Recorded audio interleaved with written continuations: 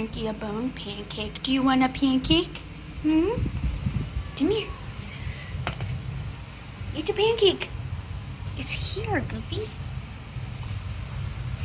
Dear Jesus. You could have taken your time on that. Took longer to make. No more. That's it. You helping me take book pictures?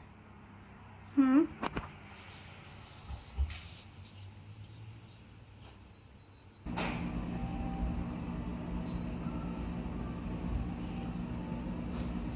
Everyone, well, not everyone, I follow some plant-based YouTubers. I don't know what they're called, plant tubers? I don't know.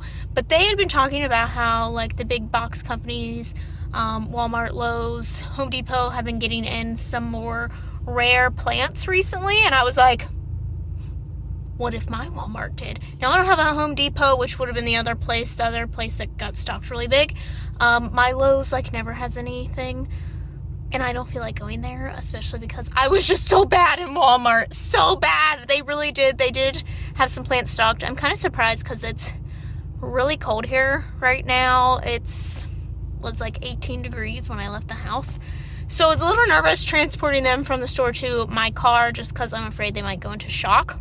But they had so many good ones. Now there was one I was going to get and I didn't because none of them looked healthy.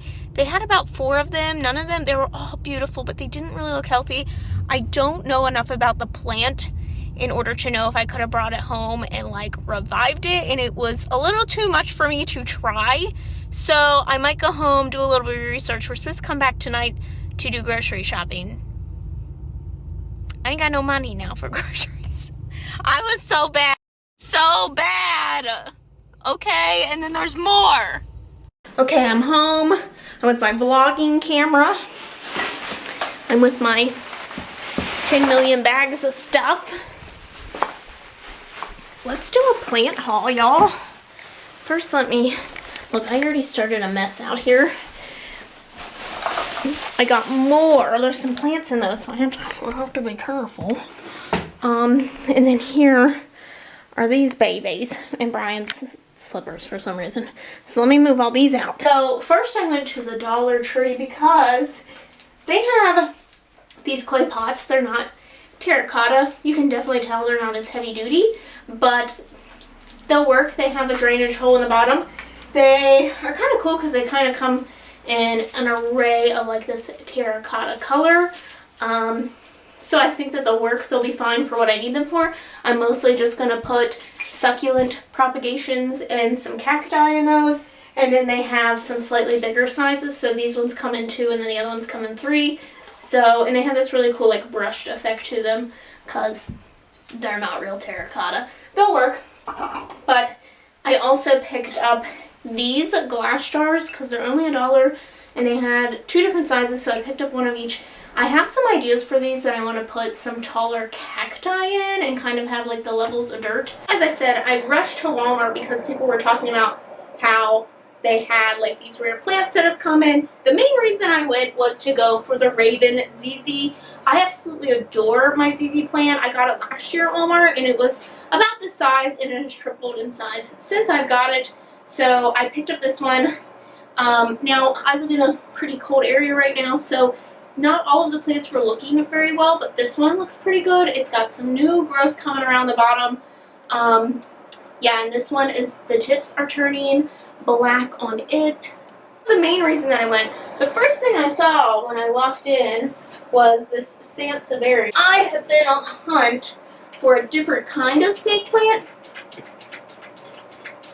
This one is like a darker variegated one. The ones that I have are all pretty light. This one is a darker one, definitely caught my eye. It's one that I've had my eye on for some time. I don't know if there's like a street name. That's what I call them when they have like their fancy nicknames. A street name for this one, for the darker variation or not. Kind of like that the underneath of the leaves was purple. They kind of look wrinkly, a little shiny. So this one likes medium, like, oh, my friends call me Purple Waffle. Oh dear. Well, that's an unfortunate name. I also picked up one of these. I've had one of these in the past, and the cats just absolutely destroyed it. This is a Warneki. Also enjoys medium light. Yeah, but I just thought this would be something cute to put around. I'm always looking for a little bit smaller plants. I saw this one. It looks like it could possibly be like a trailing type plant. This one also likes medium light. This is a Bellis. I know nothing about these guys. These are all about $3, so I didn't break the bank for these. But it's kind of crunchy looking. I really like the look of it. It's got some variegation just on the outside. The coloring, oh, these leaves are just beautiful. This one is just, oh my god, I love this. I'm so excited. I just want all the pulsos that I can find, all the variations. I need them all because they're just stunning. And the next thing that drew my attention, this was the only one they had. This is a root plant. It is a Hoya, I believe. Yeah, I love Hoyas now. I've had trouble with my one Hoya in the past, but it is now one of my favorite plants, and I wanted to give another one a try. These ones are just so cool looking because they're just like all bunched up and wrinkled up and together. And oh, I looked at this and I was like, I'm pretty sure this is a peperonia. And I love the peperonia that I have, but these ones are ginormous compared to the one that I have. And at first I was like, it kind of looks like a Chinese money tree, but I don't think that's what it is. This is a raindrop.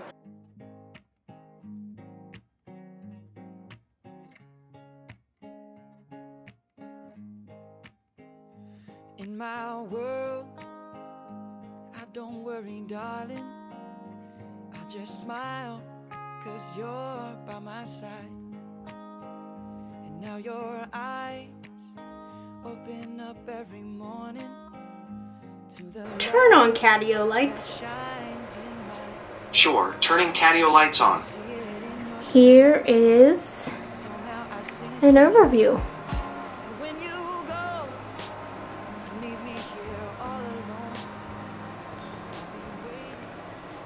This is my favorite plant book. I had to have a copy. You could see where I left it out in the catio because it has already faded from sun. But I actually have a list of plant books that I really enjoyed and took pages from, and maybe I'll do a video on that someday. Maybe when it's closer to plant season. Who knows? Okay, so it's like the end of the month and I haven't really read any of my arcs. But originally I was going to read The Immortalist. That's what I said in my TBR, but I couldn't find an audio for it, which is about the only way I'm getting any reading done right now. So I have, these are some of the arcs that I have. I have Cold Storage, and I did find the audiobook on this, and it sounds pretty interesting. So I went ahead and just started this. It's not super large. So I started that, and let me tell you, you can definitely tell that this was written by a man immediately, which, sure, okay, that's not bad, but when it's about, like, how hot this guy character is, and literally every woman he encounters wants to sleep with him, come on. No. So I was rolling my eyes. That was just chapter 1. Chapter 2 followed, and it was crazy. Chapter 1 was crazy. And then we get to chapter 2, and we're following a new set of characters, and it's not as bad. So, I'm not hating it. It's okay. Anyway, besides the point, we're going out of town for a pub crawl tomorrow, and then we're leaving Tuesday to go to Nashville for PLA, which is Public Library Association thing. So I got my packing stuff out, but the other 4 children don't like it when I leave.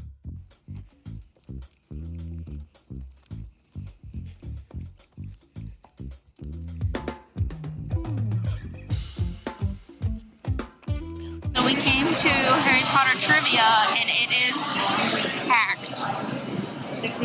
Master himself, Eli Hershkovich, was on Boise's. I came in 3rd. Tied. To be fair, I was all by myself. I also look... Oh man. Did one question. One question right. One question. Silver! It's a video. Wait, is it true that we're going to Nashville soon together? It is! Yeah.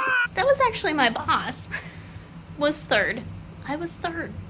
I'm quite upset about it. I don't want to talk about it. And now I am going to, oh, this looks like daylight. Okay. I got 4 questions wrong out of like 35 or something like that. One was a 2-pointer, so it really killed me. It was what was the Potter's vault, and then what was the vault that the Sorcerer's Stone was in, and all I could remember was Hagrid being like, the you know what and the you know where. Why is this my brain? And then I cannot believe this, but I got the dragon that Harry fought wrong, and I think it's just because my brain was just like, Ajax. What are you doing? Frankie?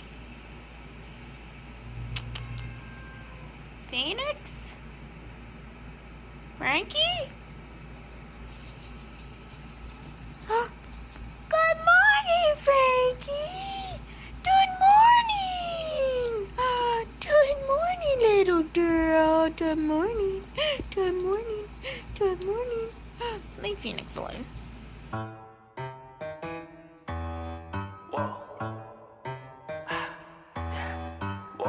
Shining like a diamond.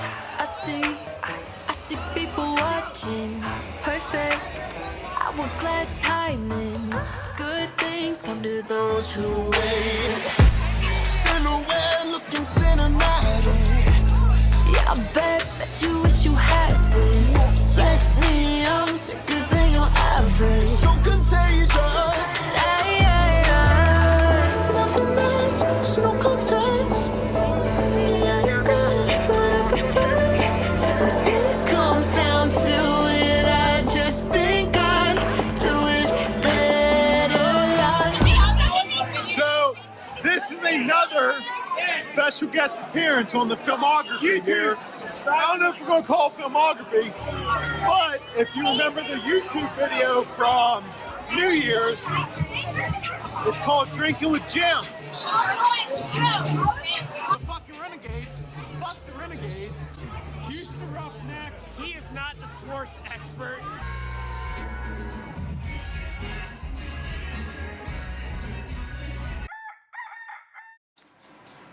Are you going? Yeah? You're okay. Did I startle you? Good morning. So, we are all packed, getting ready to leave, except for not Flanky. Not Flanky. Flanky, stay here. We're gonna go to Grambo's, which is and my skull cup because, you know, aesthetics. I finished Cold Storage yesterday. Not upset that I read it. It was interesting. It was suspenseful enough throughout most of it. I think my biggest aggravations were actually just that I could just so blatantly tell that a man wrote this book.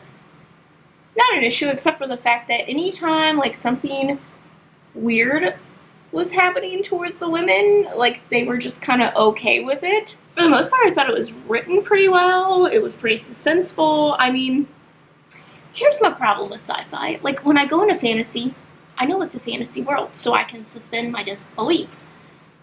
When I go into historical fiction, I know, like, these things don't affect the timeline currently, so I can suspend my disbelief. For some reason, when it comes to, like, modern-day sci-fi, I just, like, have such a hard time suspending that disbelief. And so I had that with this because it is about, like, this contamination, which is, like, way too close to real life right now, I guess. But just the way that it was acting and spreading and just how the characters were acting, I guess, just, I don't know, like, in my mind, I was just like, this is a little over the top. Why am I this way? I don't know.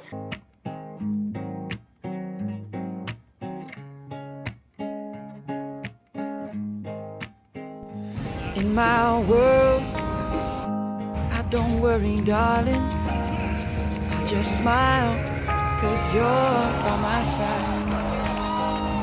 Now your eyes open up every morning to the love that shines in mine, and I see it in yours too. We've hit rock bottom. What's it? Rock.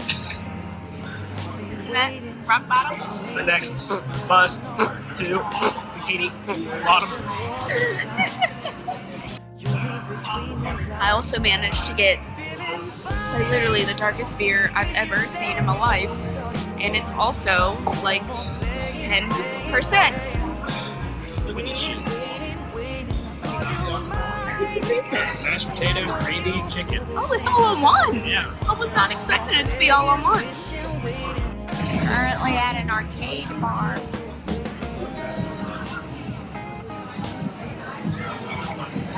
In which I just kicked Brian's ass.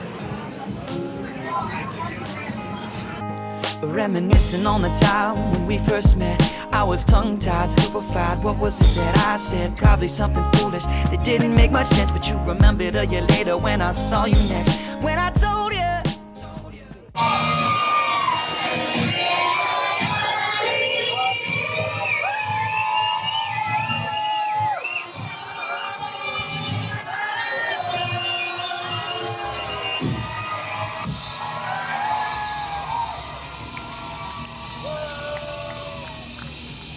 Hello friends, it was day 1 of PLA, but I had no idea that Ruta was going to be there.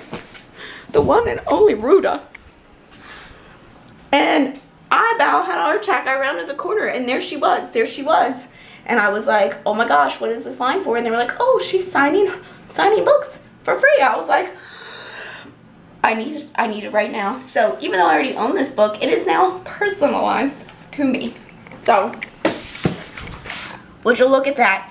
Would you look at that? Okay, so we are home.